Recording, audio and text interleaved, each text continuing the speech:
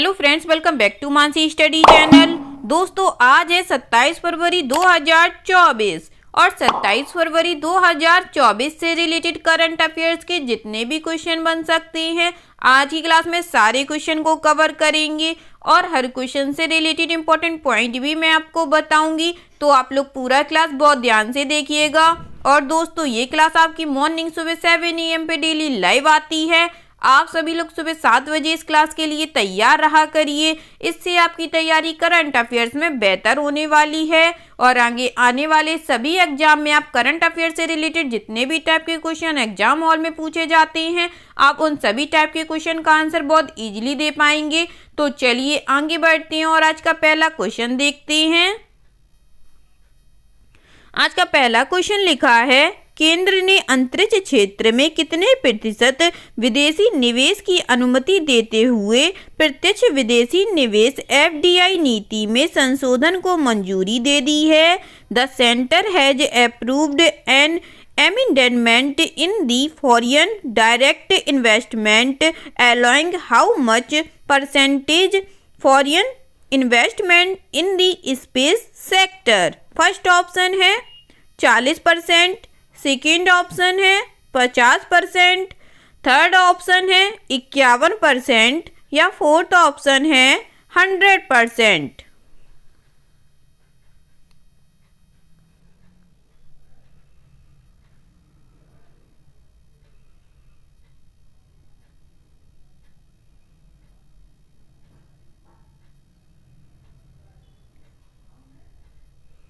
जल्दी से बताइएगा दोस्तों, इस क्वेश्चन का राइट आंसर क्या हो जाएगा। इस क्वेश्चन का जो राइट आंसर हो जाएगा फ्रेंड्स, वह है हमारा ऑप्शन नंबर डी 100%। चलिए इस क्वेश्चन से रिलेटेड इंपॉर्टेंट पॉइंटों को पढ़ते हैं। केंद्र ने प्रत्यक्ष विदेशी निवेश FDI नीति में संशोधन को मंजूरी दे दी है, जिससे अंतरिक्ष क्षेत्र में 100% विदेशी निवेश की अनुमति मिल जाएगी। संशोधन नीति के तहत आधारीकृत प्रवेश मार्गों का उद्देश्य संभावित निवेशकों को अंतरिक्ष में भारतीय कंपनियों में निवेश करने के लिए आकर्षित करना है। उपग्रहों, जमीनी खंडों और उपयोगकर्ता खंडों के लिए घटकों और प्रणालियों या उप प्रणालियों के निर्माण के लिए स्वचालित मार्ग के तहत 100% तक FDI की अनुमति दी जाएगी। ठीक है दोस्तों, चलिए आगे बढ़ते हैं और नेक्स्ट क्वेश्चन देखते हैं। नेक्स्ट क्वेश्चन लिखा है फ्रेंड्स, केंद्र सरकार ने 2021-22 से किस वर्ष की अवधि के दौरान लगभग 1180 करोड़ रुपए की कुल लागत पर महिलाओं की सुरक्षा पर अम्ब्रेला योजना के कार्यान्वयन को जारी रखने के गृह मंत्रालय के प्रस्ताव को मंजूरी दे दी है। Union government has approved the proposal of the Ministry of Home Affairs of the continuation of the implementation of the umbrella scheme on safety of women at a total cost of around 1,180 crore rupees during the period from 2021 to 2022 which year। First option है 2024-25, second option है 2025-26, third option है 2026-27 या fourth option है 2027-28।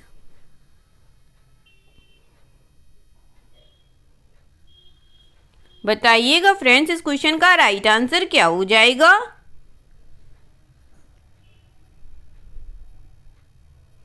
इस question का जो right answer हो जाएगा फ्रेंड्स, वह है हमारा ऑप्शन नंबर बी 2025 और 26। चलिए इससे रिलेटेड इंपॉर्टेंट पॉइंटों को पढ़ते हैं। केंद्र सरकार ने 2021-22 से 2025-26 की अवधि के दौरान लगभग 1180 करोड़ रुपए की कुल लागत पर महिला सुरक्षा पर अम्ब्रेला योजना के कार्यान्वयन को जारी रखने के गृह मंत्रालय के प्रस्ताव को मंजूरी दे दी है। इसके अलावा अपराध पर अंकुश लगाने के लिए प्रभावी जांच और अभियोजन के लिए हर साल 5000 पुलिसकर्मियों को प्रशिक्षण दिया जाएगा। इसके तहत 24 घंटे की आपातकालीन हेल्पलाइन सेवा 112 नंबर को बढ़ाया जाएगा उन्होंने यह भी बताया कि वैज्ञानिक और समय पर जांच के लिए पुणे, चंडीगढ़, कोलकाता, दिल्ली, कामरूप और भोपाल में 6 साइबर फॉरेंसिक विज्ञान प्रयोगशालाएं स्थापित की जा रही हैं। ठीक है दोस्तों, चलिए आगे बढ़ते हैं और नेक्स्ट क्वेश्चन देखते हैं। नेक्स्ट क्वेश्चन लिखा है फ्रेंड्स, एनटीपीसी लिमिटेड भारत की सबसे बड़ी हरित हाइड्रोजन उत्पादन सुविधा किस राज्य में स्थापित करेगी? NTPC limited will set up India's largest green hydrogen production facility in which state? First option है महाराष्ट्र, सेकंड ऑप्शन है नई दिल्ली, थर्ड ऑप्शन है गुजरात या फोर्थ ऑप्शन है आंध्र प्रदेश।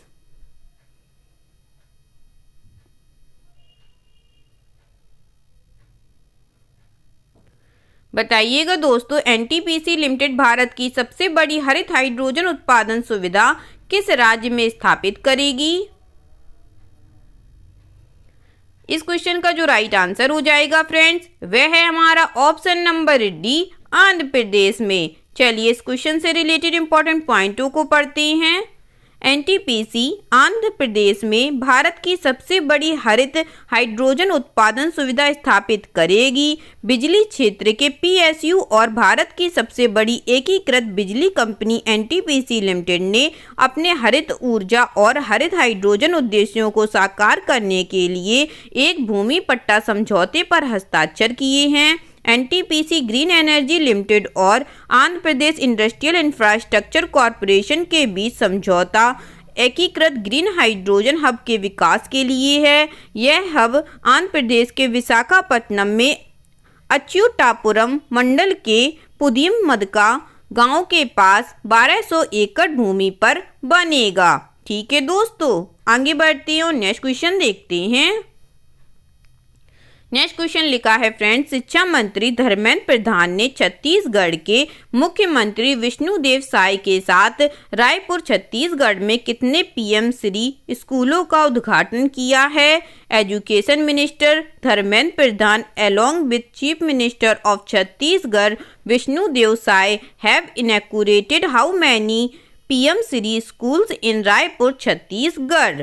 फर्स्ट ऑप्शन है 122, सेकेंड ऑप्शन है 211, थर्ड ऑप्शन है 111 या फोर्थ ऑप्शन है 121।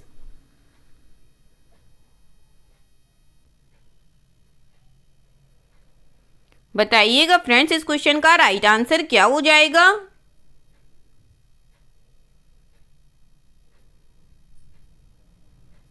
इस क्वेश्चन का जो राइट आंसर हो जाएगा फ्रेंड्स, वह है हमारा ऑप्शन नंबर बी, 2 से 11 स्कूलों को। चलिए इससे रिलेटेड इंपॉर्टेंट पॉइंटों को पढ़ते हैं। केंद्रीय शिक्षा और कौशल विकास और उद्यमिता मंत्री धर्मेंद्र प्रधान छत्तीसगढ़ के मुख्यमंत्री विष्णुदेव साय के साथ रायपुर छत्तीसगढ़ में 211 पीएम SHRI स्कूलों का उद्घाटन किया है। प्रधान ने केंद्रीय विद्यालय के लिए एक डिजिटल लाइब्रेरी और राज्य के नवोदय विद्यालय के लिए वर्चुअल रियलिटी लैब का भी उद्घाटन किया है। ठीक है दोस्तों, आगे बढ़ते हैं और नेक्स्ट क्वेश्चन देखते हैं। नेक्स्ट क्वेश्चन लिखा है फ्रेंड्स, फरवरी 2024 में वैज्ञानिकों ने किस स्थान पर दुनिया के सबसे बड़े सांप की खोज की है? At which place have scientist discovered world's largest snake in February 2024? First option है अमेजन वर्सा वन, सेकेंड ऑप्शन है अटलांटिक वन, थर्ड ऑप्शन है ब्लैक फॉरेस्ट या फोर्थ ऑप्शन है सिंह राजा वन। बताइएगा दोस्तों, फरवरी 2024 में वैज्ञानिकों ने किस स्थान पर दुनिया के सबसे बड़े सांप की खोज की है?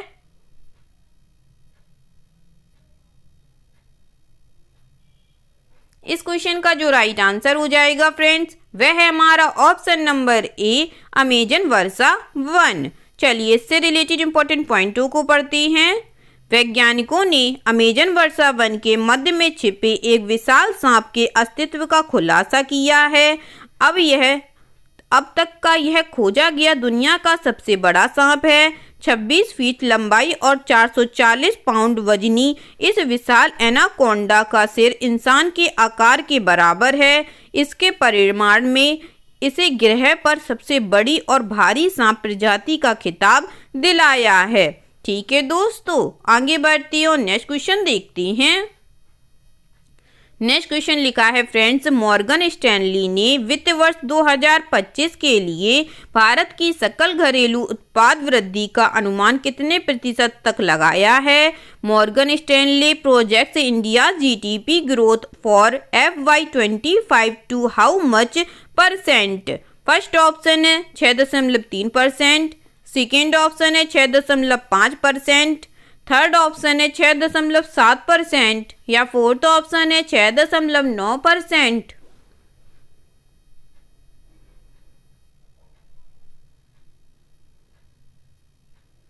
बताइएगा फ्रेंड्स, इस क्वेश्चन का राइट आंसर क्या हो जाएगा? इस क्वेश्चन का जो राइट आंसर हो जाएगा दोस्तों, वह है हमारा ऑप्शन नंबर बी 6.5%। चलिए इससे रिलेटेड इंपॉर्टेंट पॉइंटों को पढ़ते हैं। मॉर्गन स्टैनली रिसर्च का अनुमान है कि वित्त वर्ष 2015 के लिए भारत की सकल घरेलू उत्पाद की वृद्धि दर वित्त वर्ष 2014 के लिए अनुमानित 6.9% से कम होकर 6.5% हो जाएगी। इस नरमी के बावजूद रिपोर्ट घरेलू मांग और वृहद स्थिरता में सुधार का हवाला देते हुए भारतीय अर्थव्यवस्था पर रचनात्मक दृष्टिकोण बनाए रखती है। ठीक है दोस्तों, चलिए आगे बढ़ते हैं और नेक्स्ट क्वेश्चन देखते हैं। नेक्स्ट क्वेश्चन लिखा है फ्रेंड्स, हाल ही में किस राज्य ने मिश्रित वित्त सुविधा स्थापित करने के लिए विश्व बैंक के साथ साझेदारी की है? Which state has recently partnered with World Bank to set up a blended finance facility? First option है महाराष्ट्र, सेकेंड ऑप्शन है तमिलनाडु, थर्ड ऑप्शन है गोवा या फोर्थ ऑप्शन है हिमाचल प्रदेश।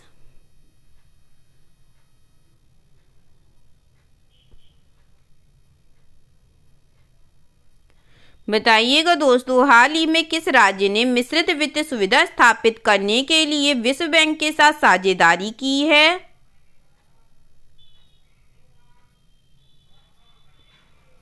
इस क्वेश्चन का जो राइट आंसर हो जाएगा फ्रेंड्स, वह है हमारा ऑप्शन नंबर सी गोवा राज्य ने। चलिए इस क्वेश्चन से रिलेटेड इंपॉर्टेंट पॉइंटों को पढ़ते हैं। मिश्रित वित्त सुविधा के लिए गोवा ने विश्व बैंक के साथ सहयोग किया। गोवा सरकार विश्व बैंक के साथ साझेदारी में एक मिश्रित वित्त सुविधा स्थापित करेगी जो तटीय राज्य को कम कार्बन और जलवायु लचीला निवेश लागू करने के लिए रियायती वित्त तक पहुंचने और जुटाने में सक्षम बनाएगी। यह उपराष्ट्रीय स्तर पर अपनी तरह की पहली जलवायु केंद्रित बहुक्षेत्रीय सुविधा होगी। इससे गोवा को कम कार्बन और जलवायु लचीला निवेश लागू करने के लिए रियायती वित्त तक पहुंचने और जुटाने में मदद मिलेगी। ठीक है दोस्तों, चलिए आगे बढ़ते हैं और नेक्स्ट क्वेश्चन देखते हैं। नेक्स्ट क्वेश्चन लिखा है फ्रेंड्स, कौन सा क्रिकेटर T20 क्रिकेट में सबसे तेज 10,000 रन बनाने वाला बल्लेबाज बन गया है? Which cricketer has become the fastest batter to notes 10,000 run in T20 cricket? First option है विराट कोहली, सेकेंड ऑप्शन है रोहित शर्मा, थर्ड ऑप्शन है ग्लेन मैक्सवेल या फोर्थ ऑप्शन है बाबर आजम।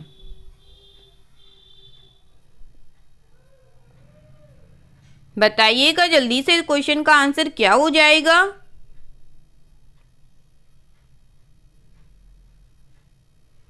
इस क्वेश्चन का जो आंसर हो जाएगा फ्रेंड्स, वह है हमारा option number D Babar Azam. चलिए इस क्वेश्चन से रिलेटेड इंपॉर्टेंट पॉइंटों को पढ़ते हैं। पाकिस्तान के बाबर आजम T20 क्रिकेट में सबसे तेज 10,000 रन बनाने वाले बल्लेबाज बन गए हैं।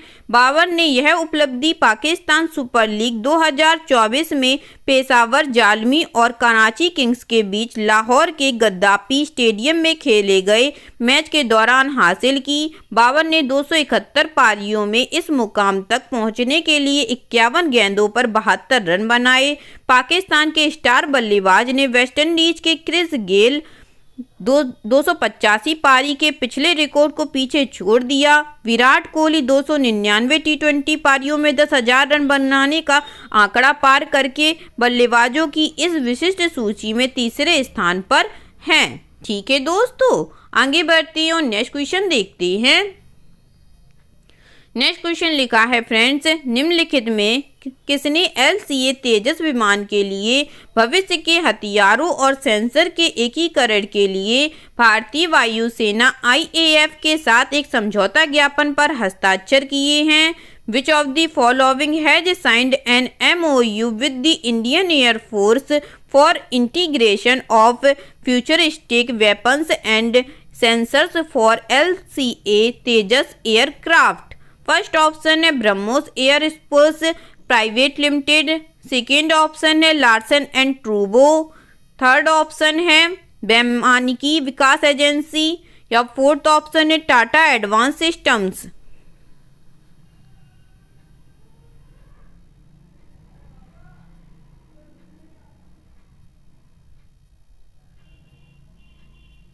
बताइएगा फ्रेंड्स, इस क्वेश्चन का राइट आंसर क्या हो जाएगा? इस क्वेश्चन का जो राइट आंसर हो जाएगा फ्रेंड्स, वह है हमारा option number C, वैमानिकी Vikas agency. चलिए इससे रिलेटेड इंपॉर्टेंट पॉइंटों को पढ़ते हैं। वैमानिकी विकास एजेंसी ने भारतीय वायुसेना के साथ समझौता ज्ञापन पर हस्ताक्षर किए हैं। एरोनॉटिकल डेवलपमेंट एजेंसी ने LCA तेजस विमान के लिए भविष्य के हथियारों और सेंसर के एकीकरण के लिए भारतीय वायुसेना के साथ एक समझौता ज्ञापन पर हस्ताक्षर किए हैं। इससे भारतीय वायुसेना को तेजस LCA लड़ाकू विमान की परिचालन क्षमता बढ़ाने के लिए स्वतंत्र रूप से सेंसर हथियार एकीकरण और उड़ान परीक्षण करने की सुविधा मिलेगी। ठीक है दोस्तों, चलिए आगे बढ़ते हैं और आज का लास्ट क्वेश्चन देखते हैं। आज का लास्ट क्वेश्चन लिखा है फ्रेंड्स, अमीन सयानी का हाल ही में 91 वर्ष की आयु में निधन हो गया। वह कौन थे? Ameen Sayani passed away recently at the age of 91। Who was he? First option है लेखक, सेकेंड ऑप्शन है राजनेता, थर्ड ऑप्शन है थिएटर कलाकार, या फोर्थ ऑप्शन है रेडियो व्यक्तित्व।